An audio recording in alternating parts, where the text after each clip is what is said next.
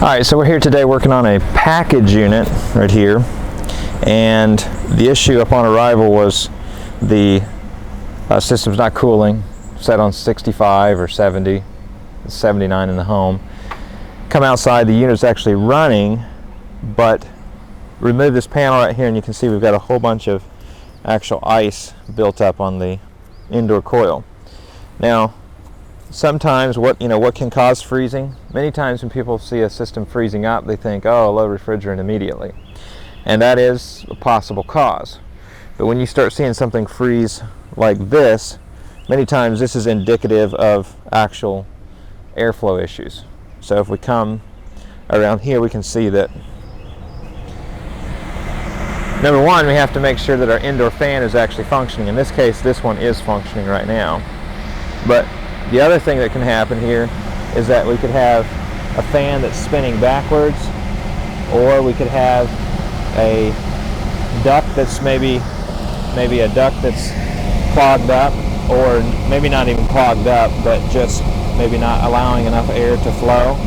So these are all things that have to be looked at. You can't just make assumptions that, oh, we got a broken indoor fan motor or we've got low refrigerant.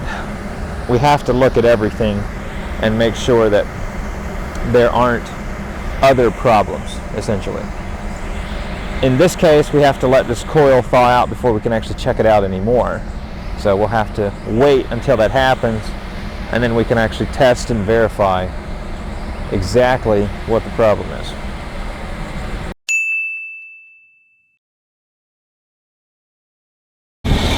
Alright, so what we're working on here today is a barred wall mount unit. It's just for a small office building, on-site office building. But what we're dealing with is we've got a no cooling call. Compressor runs, indoor fan runs, but the outdoor fan motor is extremely stiff. So it is locked up per se. As soon as it gets power, it doesn't come on. We've already checked our capacitor. It's a 50 plus 5, it's reading fine. So there's no issues there. It's just now it's to actually take and pull the motor out and see what it's going to take to actually replace it. So we're in the process of getting that out of there. This thing's full of dirt, so it can be a little bit of a fun experience to discover.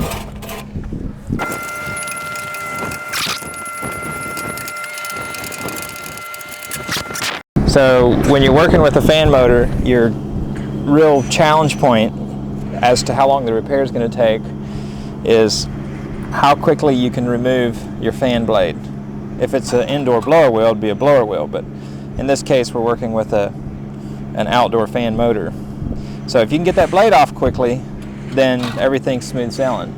But if this is all rusty and it takes time to get it off, you could, that's kind of like your halfway point, maybe, if you want to look at it that way. We have the outdoor unit right there, and that's a 2-speed outdoor unit. So it's a 17 SEER, 2-stage. Yeah, so that's pretty much it. Split system. How's it heat? Do what now? How's it heat? So it's a heat pump. It uses the refrigeration portion of the unit to actually heat. So it switches the reversing valve. In heating, it will, on this unit, it'll de-energize the reversing valve. The call today was they had a little brownout on, I think it was Saturday, something like that. Anyways, what happened was it went and it had the power had a brownout to the house, the power supply, and what that can do to the thermostat that they had was it made it lose its program, so it reverted back to the factory default, and that made it so that this system was set up to be a straight cool. And so when it's a straight cool, it doesn't energize the reversing valve. When you don't energize the reversing valve on a heat pump unit, it runs in heating instead of cooling. The house was getting hotter. If I would have known this prior to arriving today, I could have called them and had them reprogram the stat, and they would have been fine. However, the particular model that we're using, the T-24, needed to be upgraded to that anyways because they had a 624 currently. So 624 versus a 724. So we've upgraded that now, and they shouldn't have that problem moving forward. But we're going to check the system out and make sure there's no other issues with it at all while we're here. I can capacitor live like this right here. So 388.5. I just take and write that on my unit. 388, and then all right, and 336. Oops.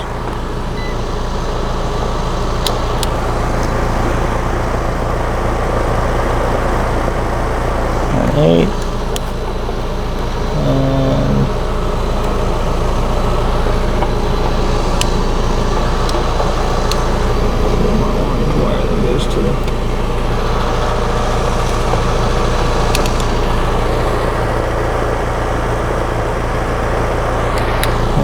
Two.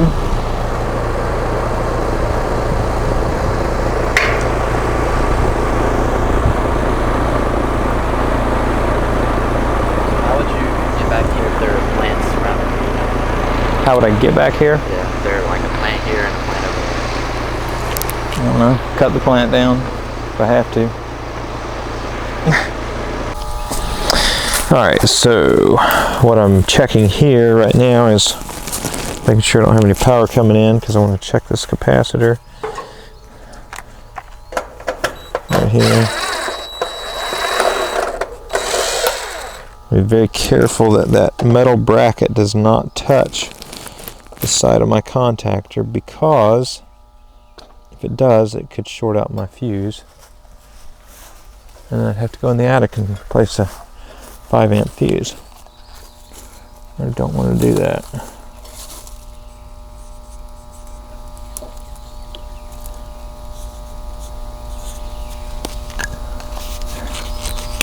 Alright, so I'm double checking this. On this call, Brian was actually here yesterday, and he was having issues with his getting this thing to reset. So we're going to check the capacitor. So 44.8 over 45, that's good. And 7.43 over 7.5. I'm going to write that on the capacitor, 44 over 45, and 7.4 over 7.5. Okay. Now we're going to plug that back up. I like to write on my capacitor the wire color is the first. Now I can wire this thing from memory. I know that my fan wire needs to go here. I know that my common from my compressor needs to go here. I know all that. I'm experienced with that. But if I do it this way, I never make a mistake. And it's all about having systems to where you don't make a mistake, especially when you're tired or not feeling 100% for some reason. If you always use your systems, you're always good. Guys make a big mistake in this industry of thinking they know it all, and they don't need to have anyone help them. So we're having trouble with the compressor starting. We already know that. That's been established by the previous tech. Now what I'm going to do is look and see what the tonnage is on this unit. So in this case, we've got here 4TWB 4036. That's a 3-ton. Man, there's briars all up in here. So if I'm looking at my hard start kits, I want to add one. It will tell us on the back here a T05 is a 1 to 3 ton max torque. KS1 is 3.5 to 5. So I have both here. I've got a T05 and I've got a KS1. I'm going to use the T05. And what we do in these situations is you never know if this is going to work or not, so I just wire them up to try them out. And this goes across. You want to get right in here. This goes on the common. So this one right here is a little loose. Right here, so I'm gonna redo this.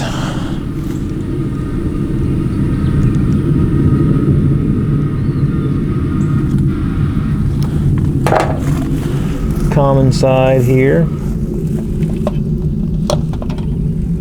And tighten this one. Anytime you tighten up a spade terminal, you want to squeeze it on the very back. You do not want to squeeze here on the front because you want that to be open enough that you can get it on the spade.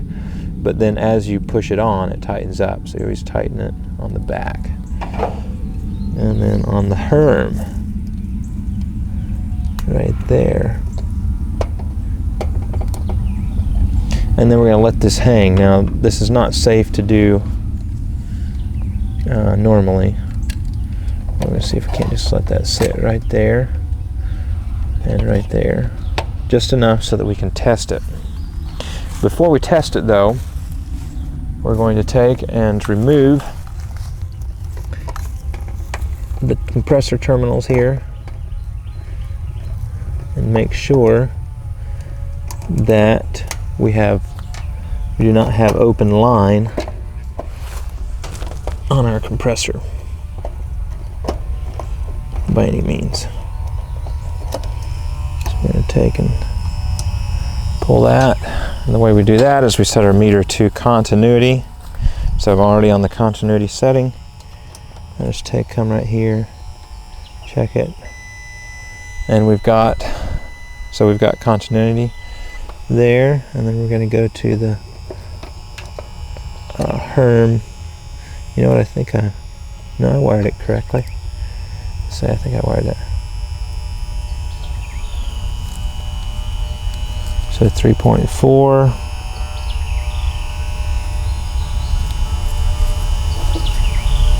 3.8. See, we're getting some funny readings here. I need to make sure that I have that wired correctly though. Okay, so I just got to looking here, and this is the way the capacitor was wired up. So you got orange, red, and then you got brown back here. Now brown and purple both go to the fan, and something didn't feel right to me when I was looking at it. And then when I started checking the ohms, it didn't check right. So I actually am quite sure that this is the compressor wire, and that needs to be plugged onto the Herm, and this needs to go. We're moving this orange wire to the Herm portion. Now we're going to fasten this back in place right here.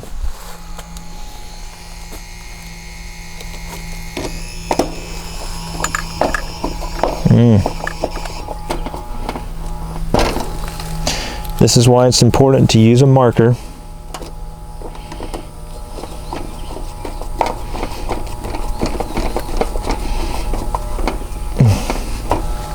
Okay.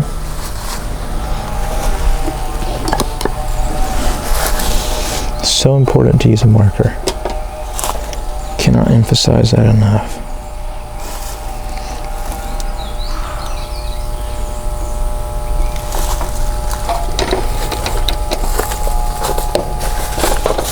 There we go.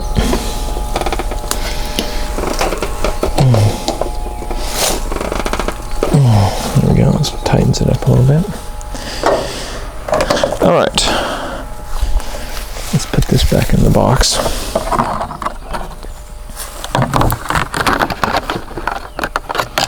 So even excellent technicians can make mistakes at times.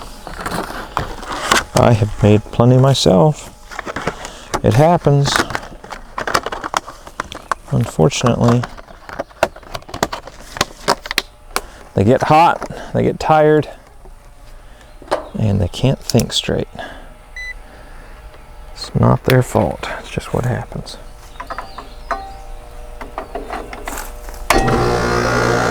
like a champ. A mad scramble to get everything off the top of the unit.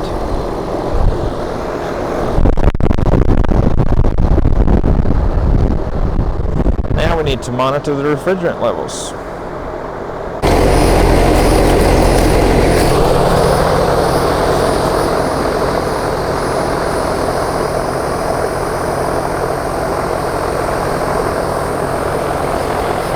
Okay, so I just arrived to this project here. Compressor was not working properly. I could hear it trying to start, but it wouldn't start. So we pulled the disconnect immediately behind me. And once we got the disconnect removed, started checking the capacitor, checked for the continuity or ohms between the compressor. When I ran into an issue is when I checked between these two and I got the proper ohm reading. But then I checked between the orange wire here. It was wired to, I checked between the purple wire that was wired to the Herm terminal and these wires, and I wasn't getting a good reading. So I said, something doesn't seem right. So then all of a sudden I remembered, hey, I think the purple wire actually is a common for the outdoor fan motor. So it turns out that was the case, and the orange wire needed to be plugged on the Herm. So good practice when you're checking capacitors is to always write the first letter of the color of that capacitor on the side of it with a magic marker. That way you don't make any mistakes. And your next best thing is to just always double check your wiring diagram, but in this case some of it's partially gone. System seems to be working great now.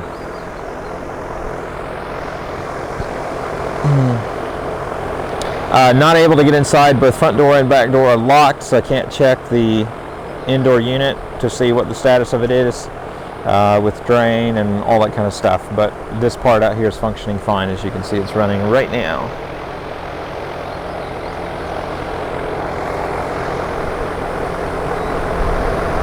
So this is a prime example, this kind of call right here, where the call yesterday is that the compressor would not come on. Tech says, hey, it won't work. And it's a simple wiring issue as to why it won't work, but you're at that decision point of, do we have a small issue or do we have a big issue like a compressor that's defective? And then if the compressor is defective, how old is the unit? Is the unit only 5 years old and the compressor's under warranty, or is the unit 20 years old and needs to be replaced? So when you're making diagnoses that involve a major decision like a compressor, you always want to be double checked if you're a tech. And that could be through a phone call or video call sometimes if you're in a pinch. I recommend an in-person follow-up. In this case, I'm very glad that I came on this call and caught this. It is possible that if the original tech had come on this call, he would have caught his mistake, but now we've got a perfectly functioning unit for, I think the total bill is like $300 to $400, and everything's fine. Whereas if we'd have said, oh, the compressor's bad, it's got to be replaced, well, then you would have, been trying to make a, $2,500 decision or trying to work with the client to make a $2,500 decision about replacing the compressor or potentially replacing the unit. So very important to double check and recheck yourself on your diagnoses and to use the proper practices. Don't just walk up and say, well, it looks like the capacitor's bad. Use your tools. You can use your senses, feel, your touch, your smell. Sometimes you can smell things that are not right, hear things that aren't right. Like today when we walked up, I heard the compressor trying to run and I could hear just the fan running. So immediately I said, hey, let's pull the disconnect, because I don't want to overheat something so I can't check it. So you need to be using all your senses, but then you need to use your tools to verify what your senses are telling you. And it's very important to follow a definite procedure, even if it's not a checklist, but in your mind, follow that same procedure every time. So in the investment property world, there's A properties, B properties, C properties, and D properties. If you visit with investors, A properties are your top of the line type homes. apartment complexes, condos. You got B and C is probably the most common that people own, especially in rural areas. Sometimes they're in small town, municipalities. So what kind of air conditioning should you put in? I'm going to talk about B and C properties right now. So what kind of air conditioning should you put in those homes? It all depends on, who's your target tenant, what kind of a tenant do you have. Sometimes the property type, just put window units in it. That's just bottom line. But if you're working with maybe a property where you're bringing in, like in the region I'm in, $800 to $1,000 a month, in order to command that type of income and rent amount, you're going to have central air conditioning in it. So probably you should look to invest roughly, maybe depending on the value of the home, it could be 10%, 15% of the total value. So on a $100,000 home, it would be, $10,000. Depends on if it's had air conditioning before or not. Property that I'm looking at right here, right now, you can see that it's not in, the actual structure is in good shape. It's got block walls, but I mean the yard care is not the greatest, but it's a nice enough property. And this particular owner, probably about 15 years ago, he invested in a central air conditioning system. This was a 14 SEER, so it's a basic system, if you will. And I might not have been 15 years ago, it might have been less than that. The manufacture date is, it's 2010. So it's actually, it's right at 13 years. So 13 years ago. So this system here has been functioning, 14 SEER. He hasn't done a terrible lot of maintenance or repairs to it. I think we just now have replaced the first capacitor on it. But it's been, obviously whoever lives in the home must take pretty good care of the system. But it was properly sized, had the proper duct system. That is imperative. We put a brand new ducting system in. And that adds to the length of time on a system. Even when it's not treated as well as what it should be, if the ductwork is right, it makes a big difference. So I always recommend going with a basic mid-tier system, 14, 15 SEER for a rental property. Least investment as possible, but make sure it's installed correctly, because if it's not, it can be a maintenance nightmare for you, and in the end cost you more money than if you'd just spent $2,000 or $3,000 more in the front end. So be sure to invest wisely when you're upgrading or adding a brand new system to a investment rental property. All bullshit Right. on it, Yeah. sometimes. Right. But anyway, the units on the other end of the house on the outside, if you go up in the attic here and go that way, Okay. towards the You got to go fire- clear across to the other side. Yeah. Okay. And All right. All right. Well, I'm gonna poke my head. Up there, I had a push button, but Yeah. I'm gonna just poke my head up here battery just real went quick. dead in it, and I just never changed it. No problem. Let me just shine my light up in here and see what it looks like. Oh yeah. It's gonna be a fun one. All right. Hey, y'all just come in the house when you're ready. Yeah, I'm gonna come in there right now. It's down the Okay, you can turn hallway, the thermostat and everything. Okay. Y'all ain't got to put them things on your feet. Well, I always do, so.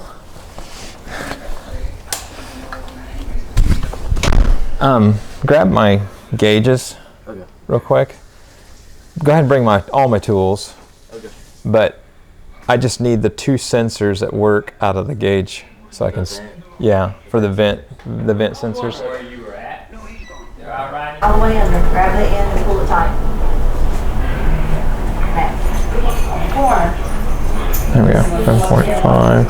Go up. Yeah, pull it out, fold it up, and a little flatness left We're in getting the 12 degrees of split right now. Okay.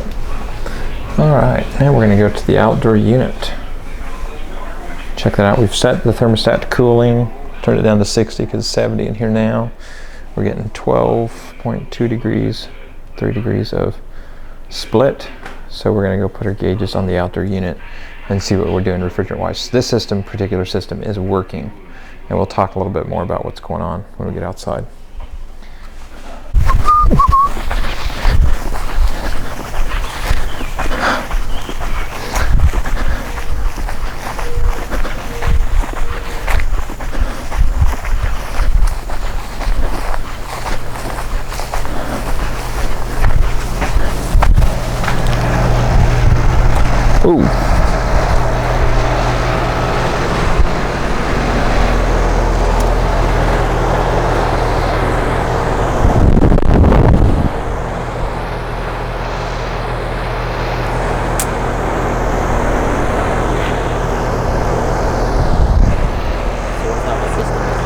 So this is a split system heat pump system.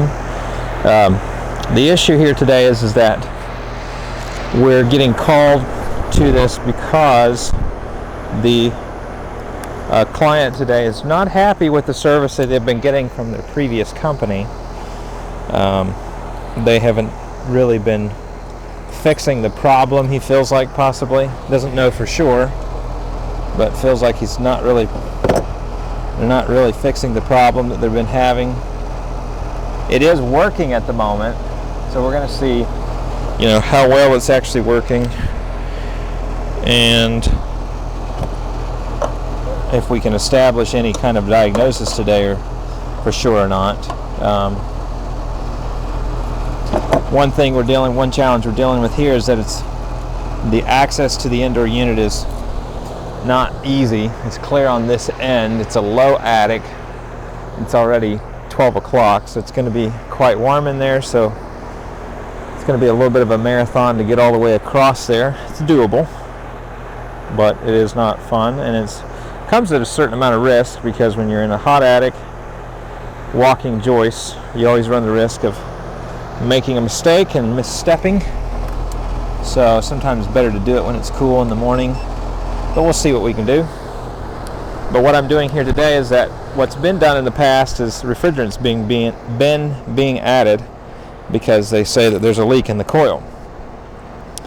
I don't know how that's been verified or if it's been verified.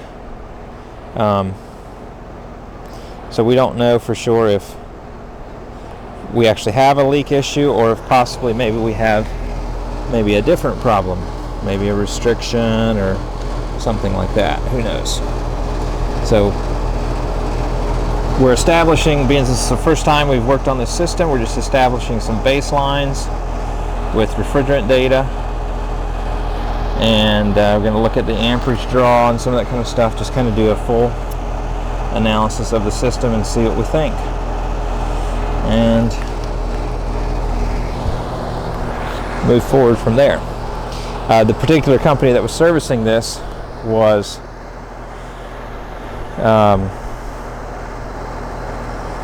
they were part of a big box store, and so they were delivering services for a big box store. So that is probably some of the issue there. But just looking at the refrigerant data, this is what we're reading out right now. So we've got 1.4 degrees of subcool, which this is probably about 90 out right now. That might be a little high. But we've got 1.4 degrees of subcool. The system could be, maybe a little bit undercharged. We've only got 12.8 degrees of delta T right here. So it's difficult to say exactly what's going on. It's always interesting to come in behind someone and try to figure out, what the issue is, because you're dealing with a multitude of things that could be a problem. So, kind of working in the dark. Got to start with the beginning. Obviously now the system looks like it's working fine. So we're going to continue to check some things out, see what we can figure out.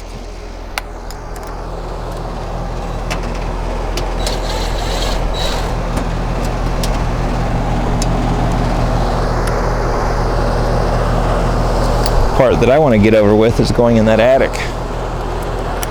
Not looking forward to that.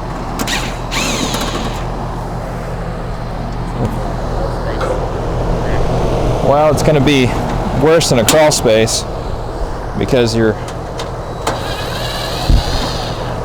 don't have as much support to walk around.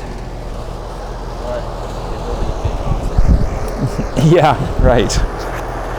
Well, it'll be an example of why not to hire a big box store, maybe. Although the install here doesn't look that bad. I mean, it looks fine. They did a good job of setting a pad and all those things. Nothing wrong with that.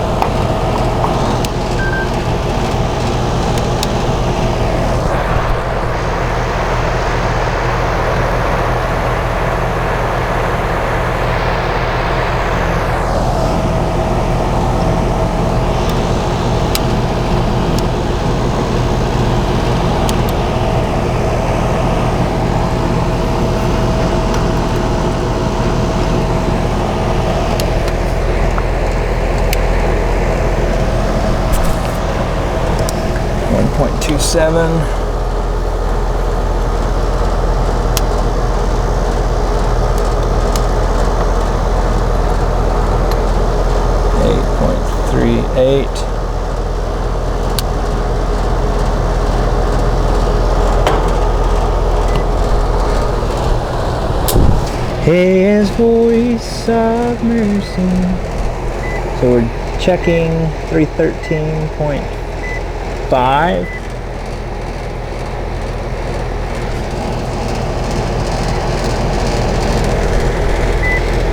.318.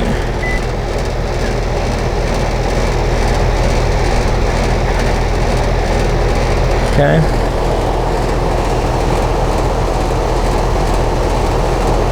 Calculator.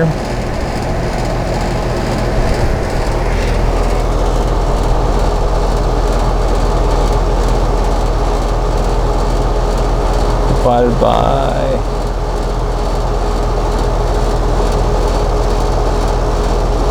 so we got a 10.7, so that's good. And 8.38 times 2650 divided by 318 equals 69.8. So we've got a good cap, no problems there.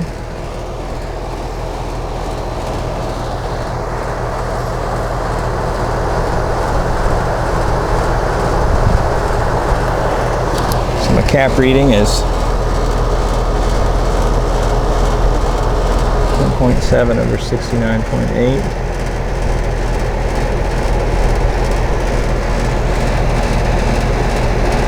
Actually, what would be the best to do is like this right here.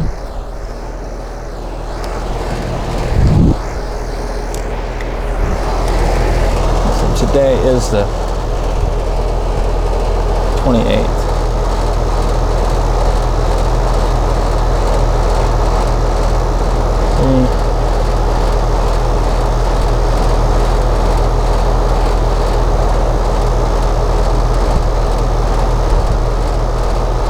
There we go.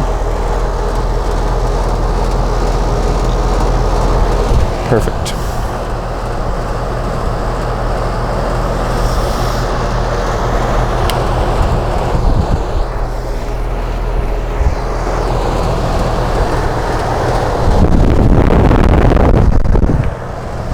So while we're out here, we're going to shut this thing down.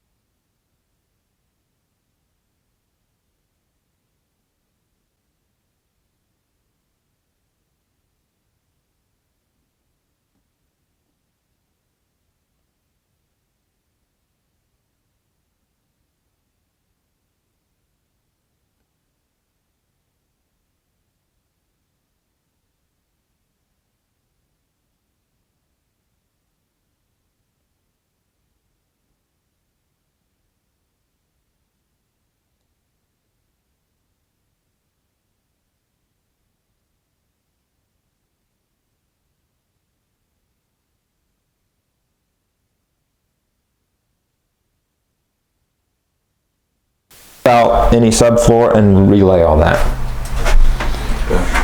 Okay. Same thing with that. I mean, I'm not planning on reusing any plumbing in here. I'm planning on replumbing everything. Alright. That way we don't have to worry about water leaks in the future. Look at that. Oh yeah, that thing's running. Something started to give when I stepped in Over there. there. Where was it at? Yeah, somewhere here. It's pretty soft.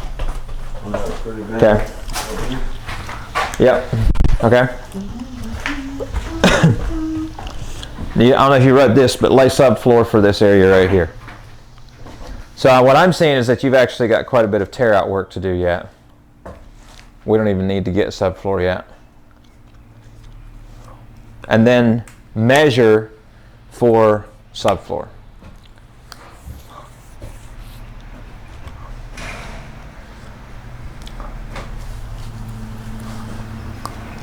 I want to know Christ and tell of his suffering. It's on the measure now. 26 inches. Say what? Want me to go grab my tape and measure it now? No, that's just part of what I was going to have you. You can do that later. If we weren't having cabinets right here, we could fill this right here in. You may have even told me that one time. It seems like you talked about that maybe. You could have about filled this in and moved that bathroom, you know, move that bathroom over there completely this way and move that bathroom this way. But I'm going to leave it like it is right now because you need this to come in here because your cabinets are going to be right there. Unless you're just going to use that door. Well, you closing that door anyway. I'm closing that door in. Yeah, that's the plan. No, I'm not. I'm leaving that open because I wanted them to be able to come from the master bedroom into this area here. All right, I think that's enough stuff to work on. Some of the stuff I'm thinking about that I'm not ready to like make a decision on is what we're going to do with this floor. You know, like are we going to, you know, strip it with wood and then lay wood on it? Are we going to try to fill these concrete cracks in and just let it be a solid floor? You go wait on your real estate. I'm still waiting on her to get back with me. I need to decide what I'm going to do with that ceiling for sure. I know you had some ideas on that, but I'm thinking about putting a thin layer of drywall over it. See whether I might get my drywaller to come here and look and see what he thinks. And I think probably like that big opening like that right there. Mm-hmm. Number one, we'll probably just cap that opening and get rid of that window completely. But that big opening right there, we'll probably end up framing it shut, ripping all that casing off, and framing it so that we can put a couple different size windows in it instead of trying to get this big picture window, because it'd be a lot less money. You run into problems when you start trying to buy these big windows. They're special order and they get cracked. yeah, it's a problem. So we'll be better off to put, you know, do something like that. Okay. And we may, if we're going to reframe this wall here anyways, I'll see how my kitchen's going to lay out for sure, because my fridge I think is supposed to go like right here. I think the fridge is supposed to go like right here. Man, I should have been a builder. What am I doing air conditioning work? You love it, man. You love it. I do it because it makes me money. No, you're supposed to do it because you love it. Yeah, that might be true. I love money. Is that close enough? No. Oh. If you don't like what you do, then you're going to be miserable your whole life. Okay. Well, I enjoy what I do. I get to work with people like you. That could be a problem. Why is that a problem? But yeah, so if my brother gets out, you still want him to do that brick? Yeah, I mean, if he's available, because we got that brick to do now. Now we got some stuff around the back corner over there to do. I was looking at my house the other day. Nicole's going to have a fit if I talk about doing this, but I'm thinking about having him lay me a walkway to my front door with some stone. I need to lay stone on my garage. Make sure he got some work before I get him out. Oh, because he's going to have to, you're going to make him work and pay you? He's got to pay me back. But I think this time what I'm going to do is I'm going to work him by the hour and tell him how many hours the project should take. Oh, he'll probably tell you how many hours. Okay, all right. I don't know. But I'm gonna agree to a price with him before he starts. Why you overpaid him or something? I think maybe I might have overpaid him a little bit on that project that he did at that house for me. But I don't know. Maybe not. I have no idea. The mason who laid my foundation for my garage, I think I paid him like $400. And that was the block that went all the way around my garage. Now that was 6-7 years ago, right? No, 4 or 5 years ago. I don't know nothing about no brick. And I paid your brother $550 to lay that. And I think what it is he needed money for. And I just told him, I just paid him. You know, I just said, hey, what do I owe you? I didn't say, hey, I'm going to pay you this. I just said, hey, what do I owe you? I think he needed money because he hadn't been working. Well, and he needed girl out. Yeah, and he needed all that, and so now he she's just back in jail, and now he's in jail. It's he like just charged me what he needed to live, and I'm okay with contributing to that. Like, I'm not upset about that. I'm fine. I just know that next time I'm gonna have to make sure you get a price before. Right, because what happens to people is they don't work for a long time, and then all of a sudden they're gonna make it up on one person. You know. But if you work steadily all the time, you make your money across everybody. I'm sure he's got like a price book or something. I mean, he used to do it for Okay. years. I don't know. I'm going to ask a mason what they normally charge. Now, I don't know what they charge now. Anyways. I don't know either. But that's crazy. You paid him all that money. He ain't even offered to What? Offer to? pay any of the power over there when you were staying at my house. Oh. So. I know. Well, that's the thing is, if you're like me, you're not hard enough on people at times, and so My sister said that yesterday. Jack's the biggest snitch I ever worked with. He's snitching. I got this. Okay, if you got a reclaimed tank and a hose, you'll be fine. Yeah, you need to clean your truck out. Hey. Hey, you're the one who did it, not me. I've been look. Did I come to the shop this week? But one time. I'm gonna challenge you. Your feet begin to roll. All right, so today what we're working on is a system that we were at this home about looks like about 12 weeks. I say 12 weeks ago. That doesn't sound right. Does that sound right? About 3 months ago. Maybe about 3 months. Say what? No, she said it was this year in April. So May, June, July, sometime maybe March even. Anyways, so the complaint that we're dealing with today is that it's not keeping up now again in the hot weather. The last time it froze over. It hasn't frozen over this time, but last time that's what happened. So what we're doing here today is we're going to monitor refrigerant, see what that is doing. Differential at the moment is 8.6 degrees, which is not ideal. It's indicative of something not keeping up. We did do a leak search when we were here last time, but didn't find anything.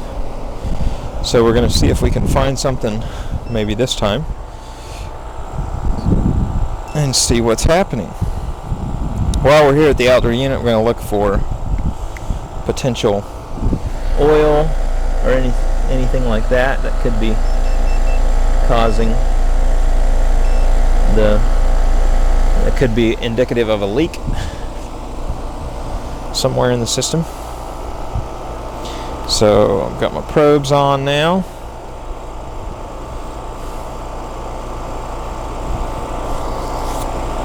And I'm going to check my R410A.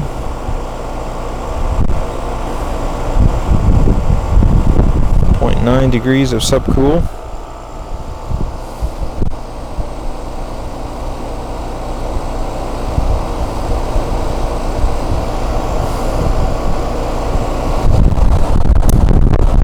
System does look like maybe it might be a tad bit low on refrigerant, but I would not say that it's, line temp is 71.4 here, suction, so that's not just real low, not that it needs to be low, but we're running at 0.8 degrees of subcool right there. and my inside temperature is at 8.2 degrees right there.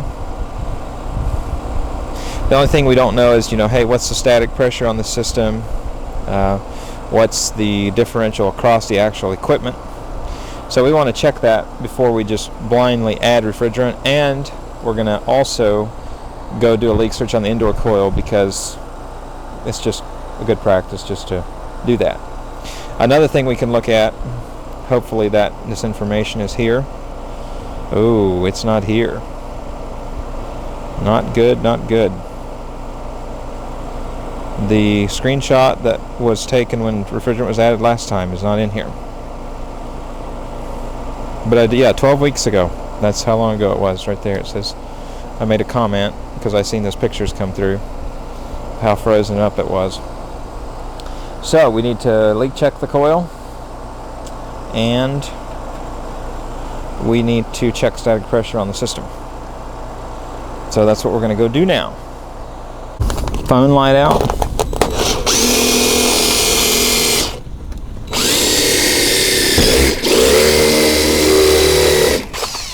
And have it handy to go.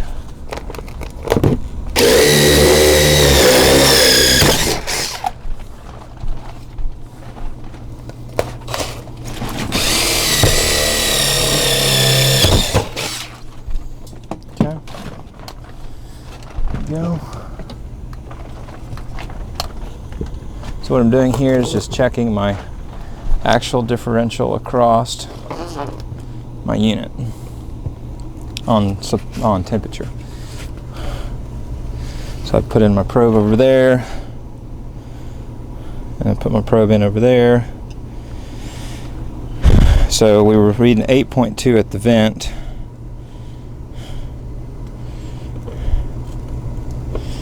Right now we're reading about 8.3 according to that. So it's real close. Real close. Not way out of whack. Now we're going to do our static pressure kit test. So this is like checking the blood pressure of the system.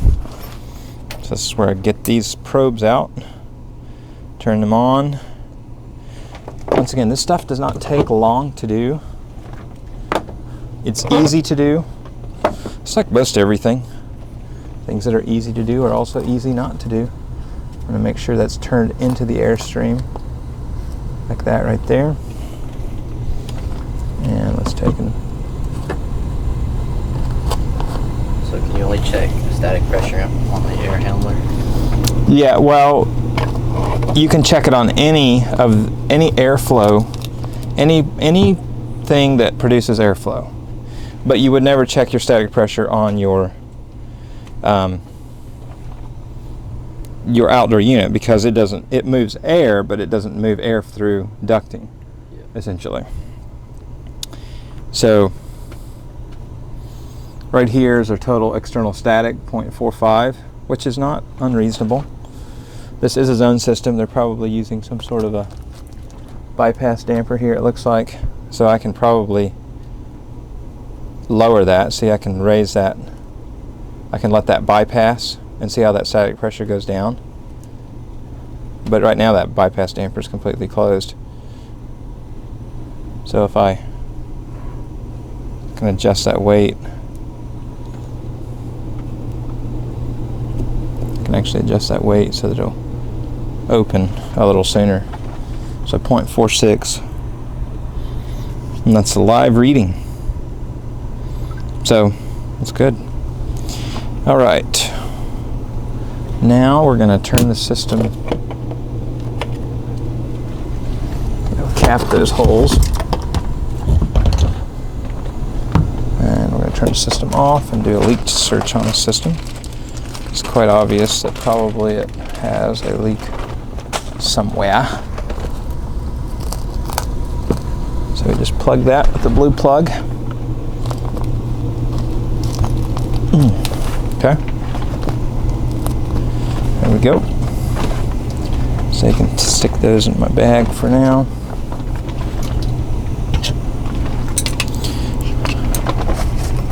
The only thing not easy about checking static pressure is when you have to You don't have to go to your unit, and it's hard to get to, really hard to get to. So that is a problem.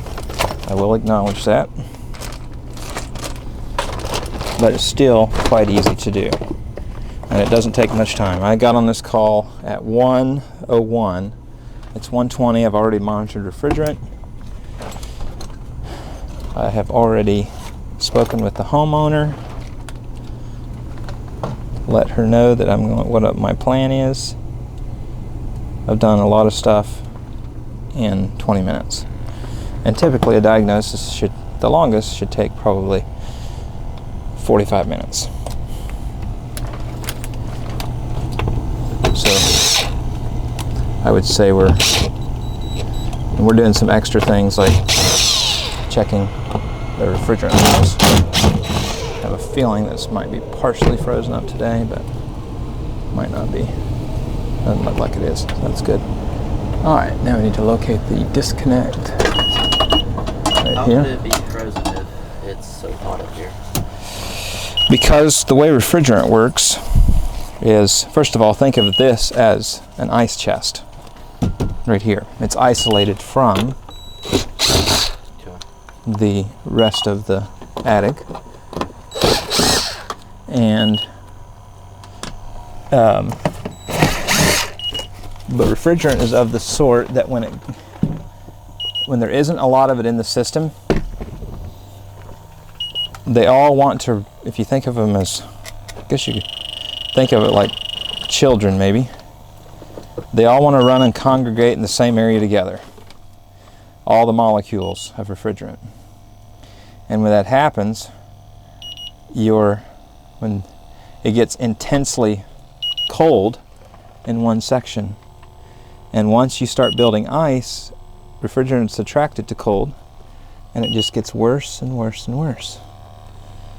So that's why that happens, and that's how it can freeze up.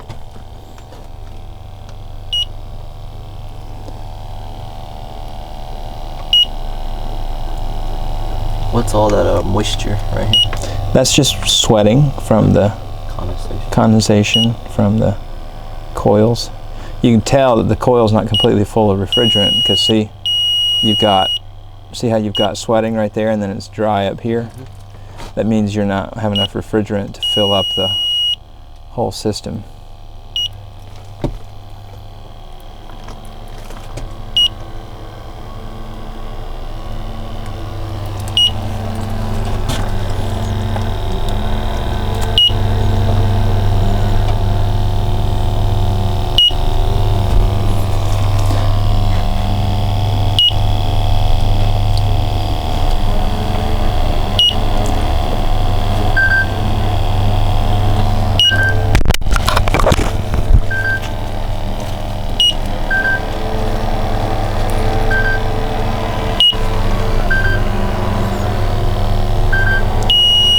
Yes, ma'am.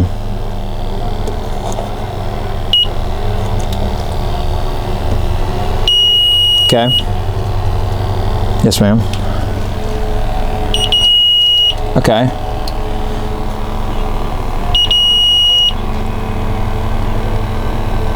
Let me see, what time is it right now? 1:30.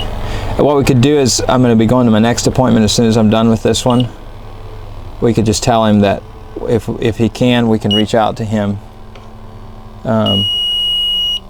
We can reach out to him around 3 o'clock and just confirm that we are going to be able to make it today, for sure.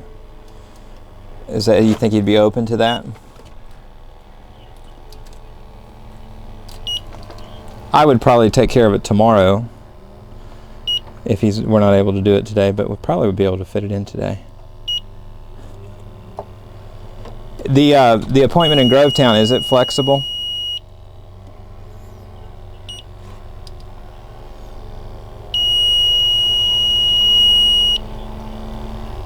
Yeah, okay.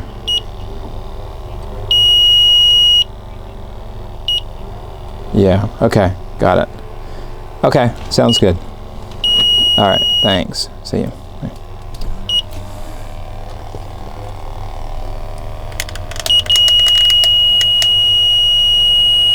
One thing you have to be careful with on a leak detector like this, when you have it, I'm running it on peak mode today. When you have it on peak mode, any little jar can potentially cause it to go off. So you want to make sure you haven't just recently hit it with something or knocked it into something. So are you disregarding those beeps? I'm not disregarding. No, some of them I'm saying, okay, that's a definite hit. Oh, okay. But some of them I'm just saying, well, I just moved the wand, and hit something. Okay, see, that's a definite hit. I just lowered it to a high instead of peak sensitivity. Yeah. And so I definitely have a hit there. Now I like to get a couple hits. See, we got 2 good solid ones now. Yeah.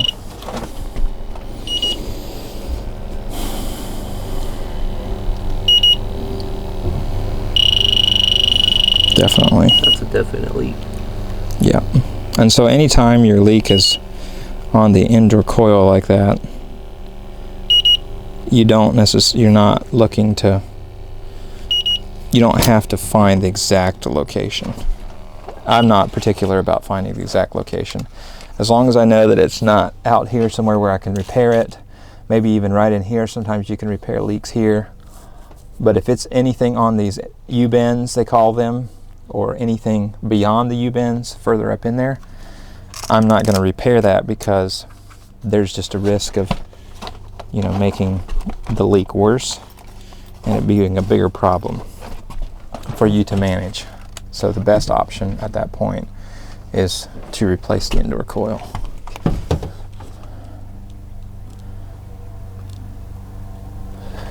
Okay.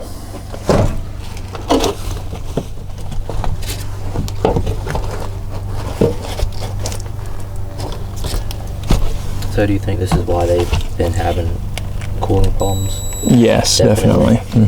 Definitely the system appears to be low in refrigerant. It's not horribly low, it's just low enough to not keep up. And it happens to be that they're very keen to when their system isn't keeping up, so they caught it. But if you had what I call a disengaged homeowner, someone who maybe doesn't keep close tabs on their system, maybe they just run it and they're gone a lot, all of a sudden one day they would come home and they would discover that they had a non-functioning air conditioner. And they would be like, what's going on? What's the deal? And they could have caught it if they'd have been a little more engaged. Now, the ideal thing to do is find the leak as soon as you add refrigerant, but sometimes that doesn't work. So while I'm here, let's get a...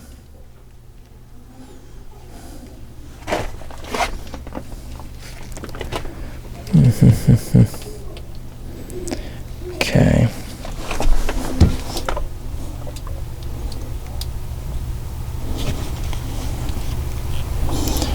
Okay. Done. Now we need...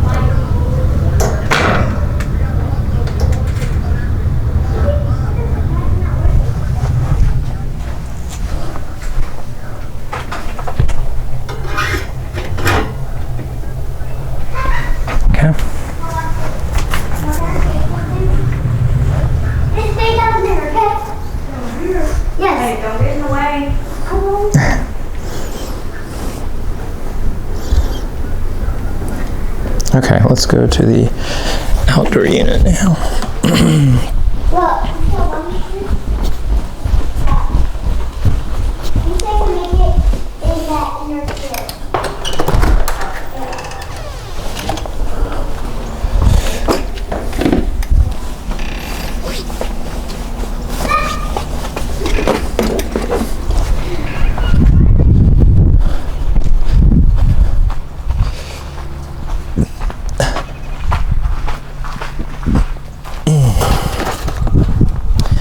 Now when you turn a system off, sometimes technicians freak out because I had this unit off and now it won't come back on. Well, it many times goes into a 5-minute delay In fact, you can't see it just real well on this board, but you can actually see that on that board it'll be blinking the lights. Let's see here. Flash, flash, normal. There's a 5-minute. No power, coil sense, normal, low pressure lockout. Okay, alternate flashing, 5-minute delay. I can't see it because it's too bright, but so when you're turn the power off, it's a good idea. Just set you a timer and don't freak out. 5 minutes. When you're freaking out, 5 minutes feels like an hour. The mind races, and you call your supporting technician and you are like, hey, what's going on? Why is this doing this? And then all of a sudden you say, oh, never mind, it came on. And that's very frustrating if you're the guy on the support team, because it's like, did you not leave it for 5 minutes? Well, man, I've been standing here for at least 15. And it's like, did you set a timer? No, I didn't. Okay.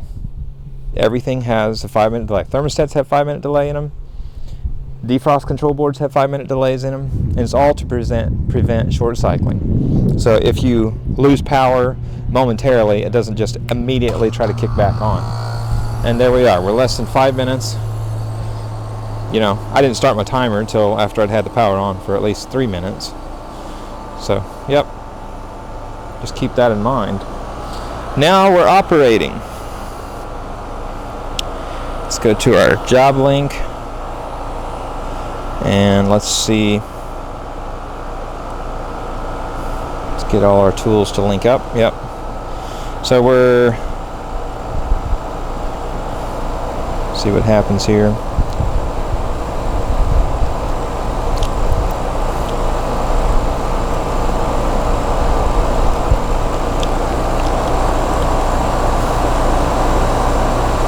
One thing that's interesting is when it started up, it went way down on suction pressure. That happens quite often on systems. Not always, but it can happen.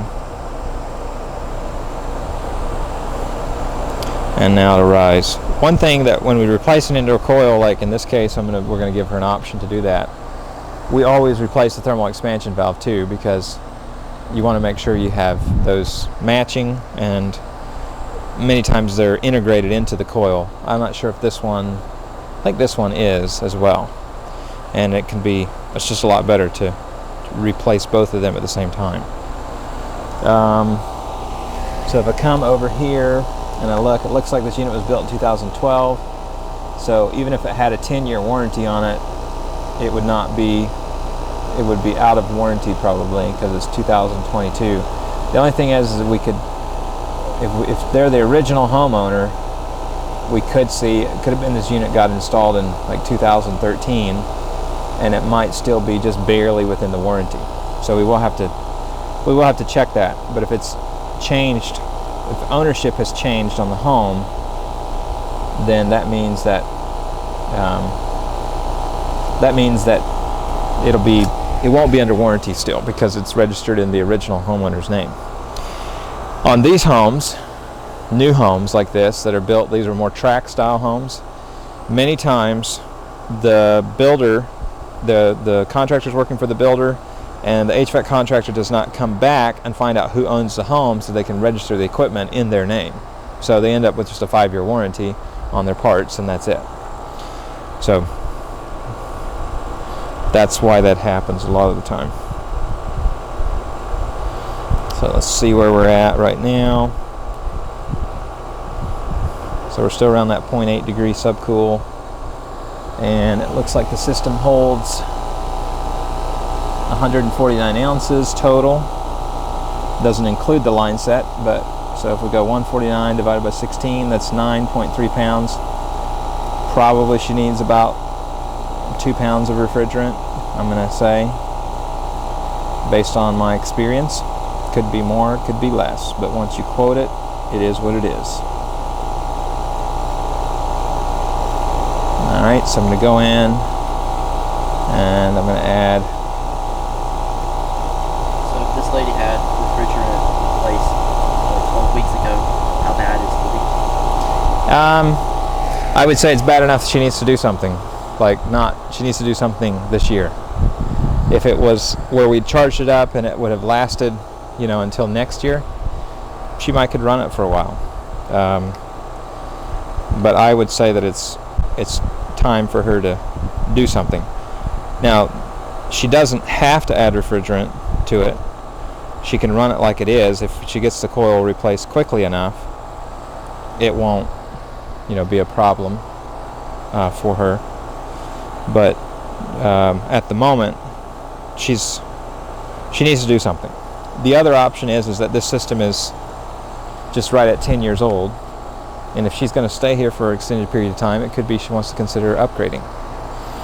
But we'll have to see if that's something she's interested in.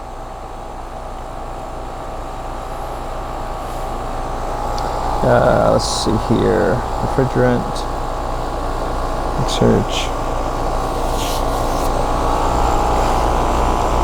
What's the other item I want to cover?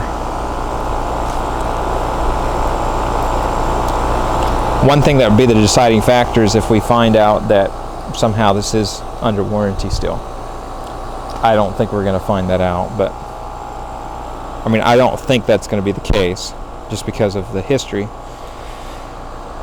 But anything is possible. Where are we at? We're in Martinez. So I don't know if this is Richmond or Columbia County for sure. Are we in Richmond or Columbia?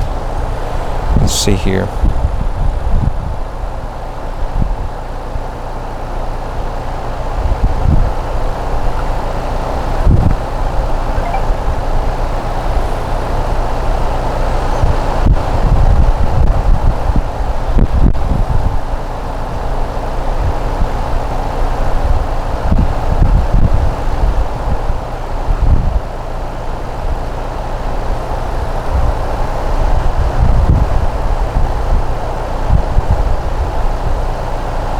There we go.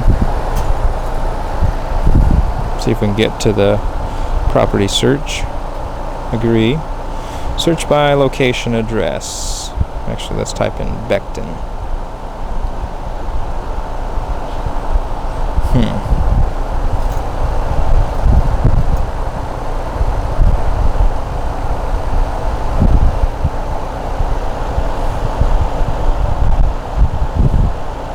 756 Chinaberry Court.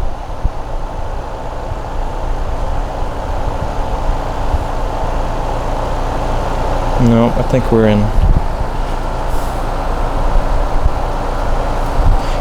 we're in Columbia County.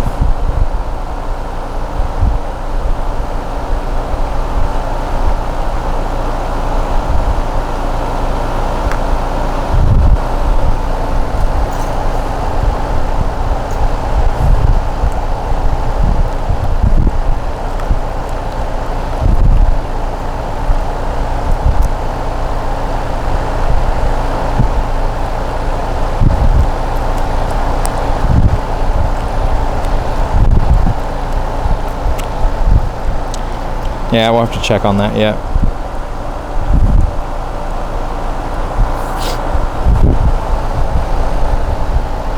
Okay, so we won't dig too deep on that. I was digging a little too deep right now, but that's okay. Add items. Let's see here. I don't know if I have any stop leak on my truck or not.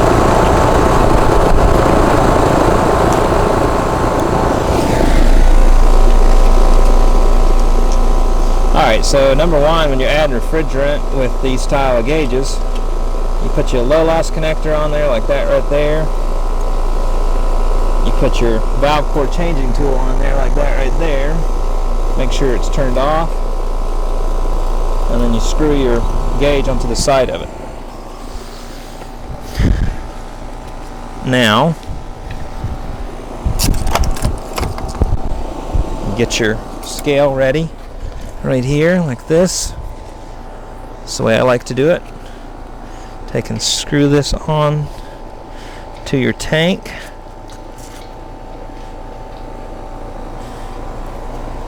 Turn your scale on. Turn your hose off. Tank on. Flip it over so you get liquid. Undo your hose. make sure that you're adding to a system that's 410A. Right here it says outdoor unit charge 149 ounces of R410A. And I like to bleed my line just a little bit before I put it on there. This is a tricky one because it's a ream and it's not easy to get to. Not super hard, but you got to be a little creative, maybe. When I go ahead. Gauge on first. What's that? Why do you put the gauge on first? To measure the fluid. Why do I put it on first? Yeah. I mean, you mean why why is it ahead of the refrigerant? Or what do you mean by first? Yeah, like why is it to the refrigerant cable? Hang on a second, let me quick. 4 pounds of refrigerant and a thermal expansion valve and a refrigerant filter dryer. So I want my gauge to be here, reading here all the time, because this is where I am throttling the refrigerant in using this. So I got to have my gauge here so that I can do that. Now, is that what you're asking? Yeah. Okay. So now I can open this valve all the way up. This is reading to here all the time, and now I'm throttling my refrigerant in. So if I look on my gauge, see if all the stuff is still turned on.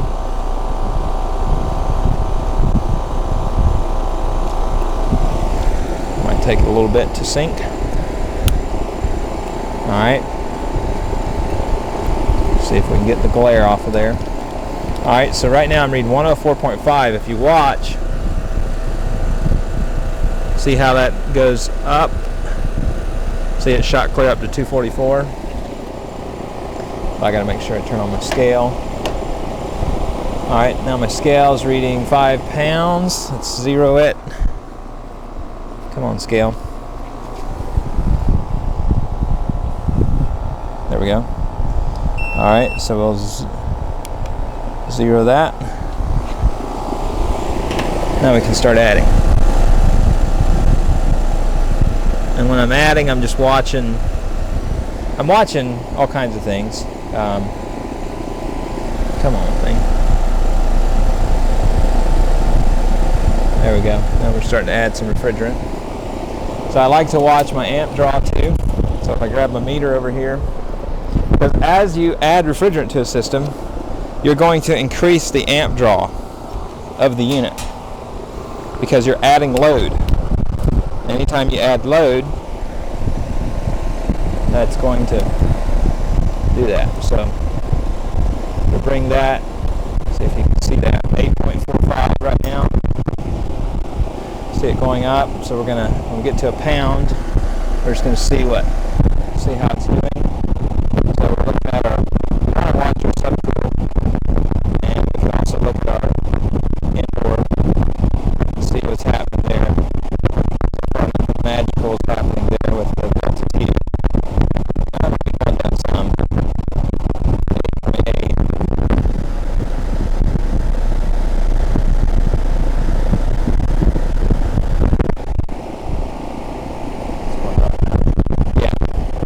This is going up. Yeah, you're right. It is.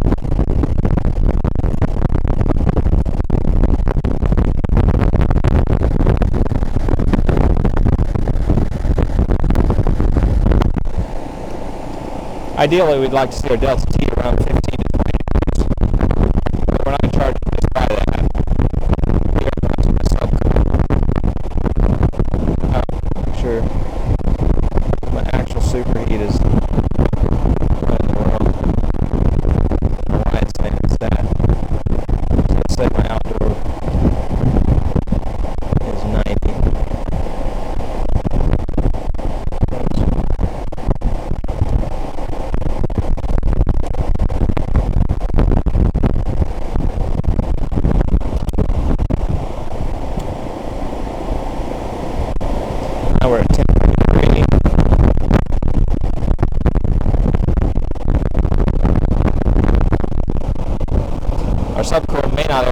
where we want it to be.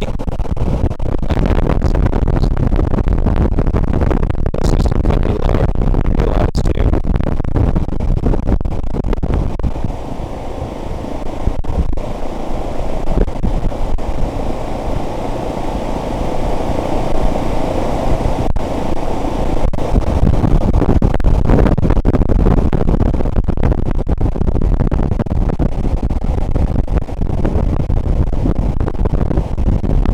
This isn't reading right here.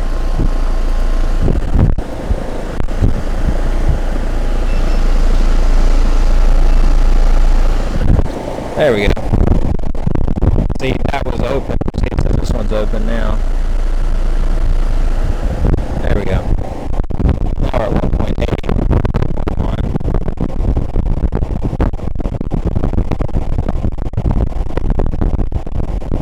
We're at 11.3 degrees.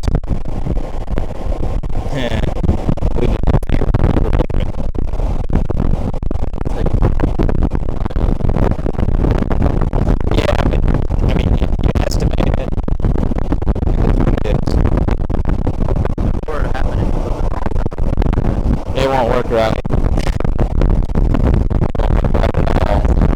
It won't. You won't really just like mess it up right away. Yeah. But it won't work right. The reason we don't charge only by differential is because that may not get where we want it to be if we have tremendous type leakage or something. So we want to charge subcool.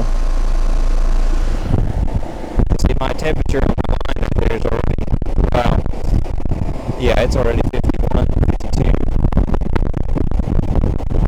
And that delta T may go up yet.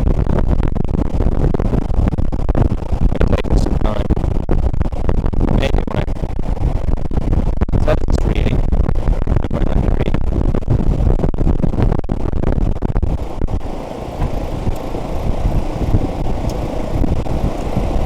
See, we're doing good on subcool. And we're at 8.66 on that right there.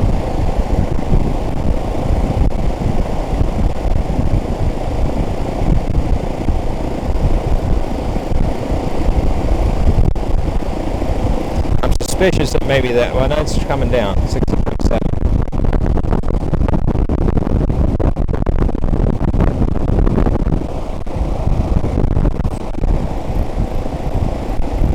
I was thinking maybe that was locked in there. Looking good though. Looking really good. So, I like to see this when this matches, but it's just a personal preference. It's not like it has to match.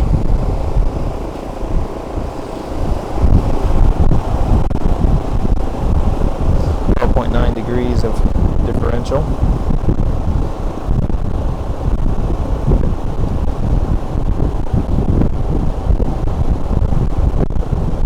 And our compressor's pulling good amperage. Really not a whole lot more to do.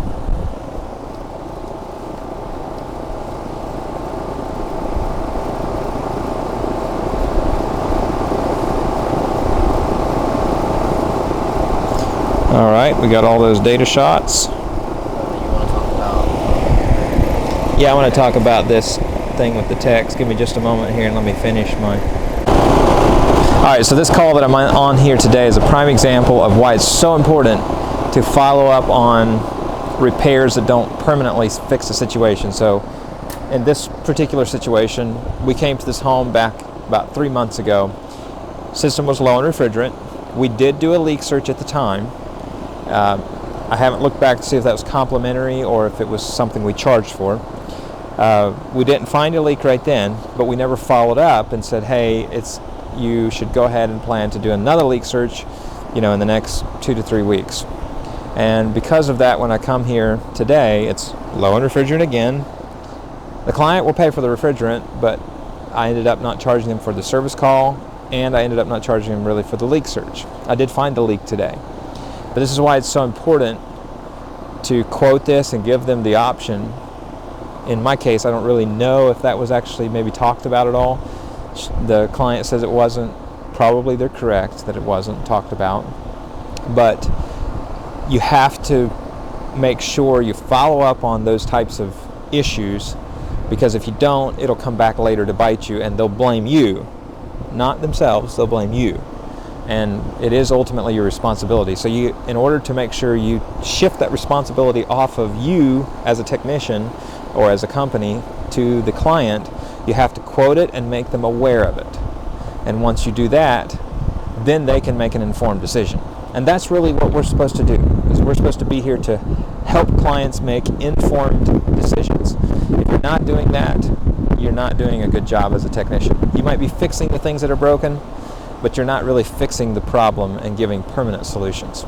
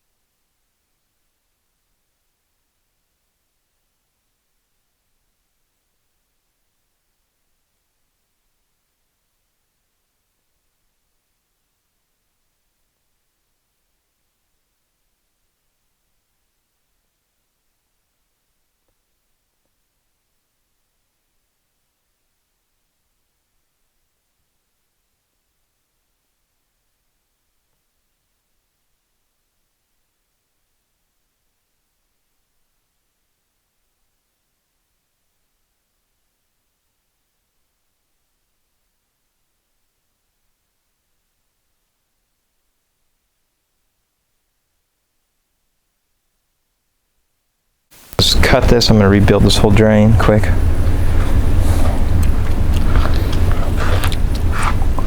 All right, so what we're dealing with today is we've got, you can see water's leaking out of this unit. Water's backed up in there, so most likely it's a drain problem with the trap, but we'll see here in just a minute. We'll take and cut this right here. I would prefer to do this, and so if we watch, see, look at all that water coming out of that unit. So water's been all up inside of that unit up until now. So next thing we're going to do is take and go ahead and cut this. This is the way I prefer to do all drain repairs, because it's a good time to get the drain to where it needs to be, or plumbed in the way it needs to be. See, look at all that crap that just came out of there. It's just enough to clog it up to make it not drain right. So, to start with, we're going to take and get that male adapter out of there. So I've got to get my wrench here. So this is what you do immediately. Drain repairs actually don't take very long. The actual repairing of the drain, what takes the most time is cleaning out the drain pan with water. Good, even though it's not really supported properly. And then we're going to go ahead and got a little piece of extra PV. Oh, we got a problem, Houston. That glue is no good. We gotta find us some PVC glue. Alright, so we're gonna dry fit this up real quick.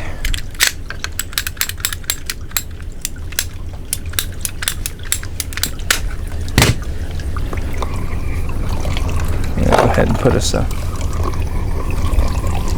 T on there. Look at all that water still running out of there. Oh boy, I don't want to do it that way. Let's do it like that right there. There's another tricky thing. You got to keep all that water continuing to run out of there. So today we're going to do it like this right here. I'm going to cut us another little piece of PVC.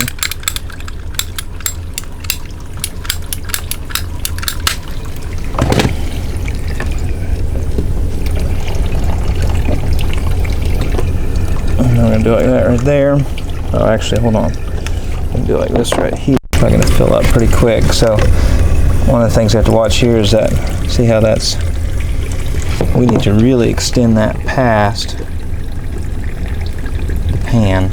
Okay, so I got to get two things. I need a little bit extra pipe, and I need some more PVC glue. So let's go down and get that quick. And while we go down, we're going to haul this water.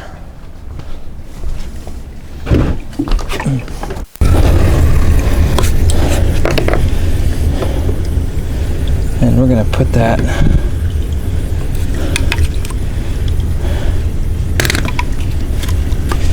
do a couple things here. See if we can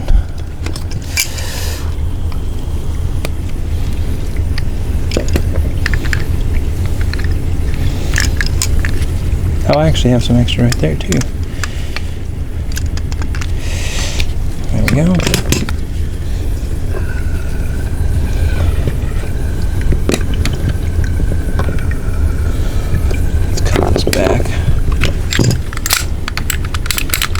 Right there.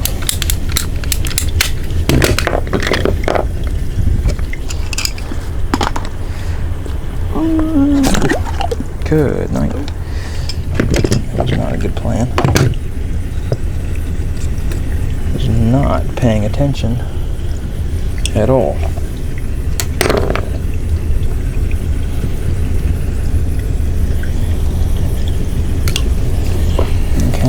See if that won't.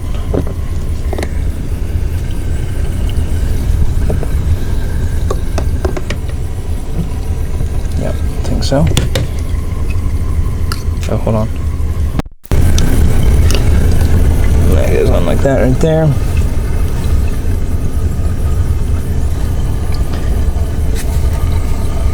And then what we're going to do is turn this so that it goes at an angle just like that piece does right now. Okay, so we're going to take and... If you ever spill PVC glue, you don't clean it up right away, you let it dry, because it'll come up a whole lot easier then. Okay, and then we're going to take one of these, put a cap on it like that right there, and now that trap is starting to fill with water. You can kind of hear it.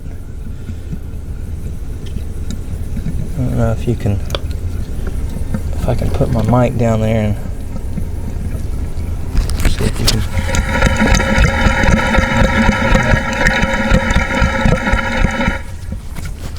So that's how that trap is filling with water. But that PVC glue, even through my glove, it burns pretty good. I need to take that off. Okay.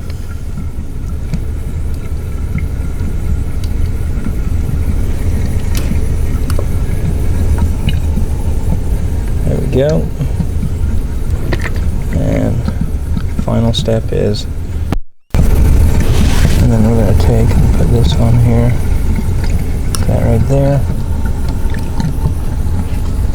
and there we're in business. And then the last step is we're going to take and do like that right there, put another cap,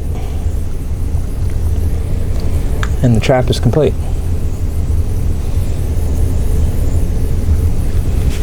The very last step that I like to do is to take and drill just a small hole,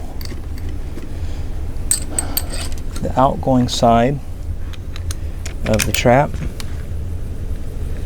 right here, just a little hole.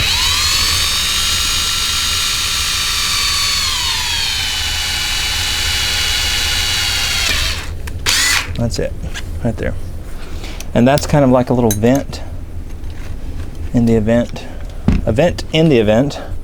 that you have any kind of a dip in the line further down, and that it would try to what we call double trap. If a drain double traps, then you've got bigger issues, and the pipe will back up. What I'm looking at behind me is two systems right here, and both of them, see the duct comes off, goes that way, and makes a 90-degree turn and then runs all the way down there. And then this duct right here comes off and goes backwards and runs that way. So not the most ideal design. Same thing here. Duct comes off, has to make a 90, hard 90. Oh yeah, here it's got to make a 90 there and a 90 there. Looks neat as far as the workmanship, but airflow wise it's pathetic. So right here this comes off and goes that way. What should be happening is it should come off the front and go that way. Same thing here, comes off, goes up, goes backwards. So duct design is very important.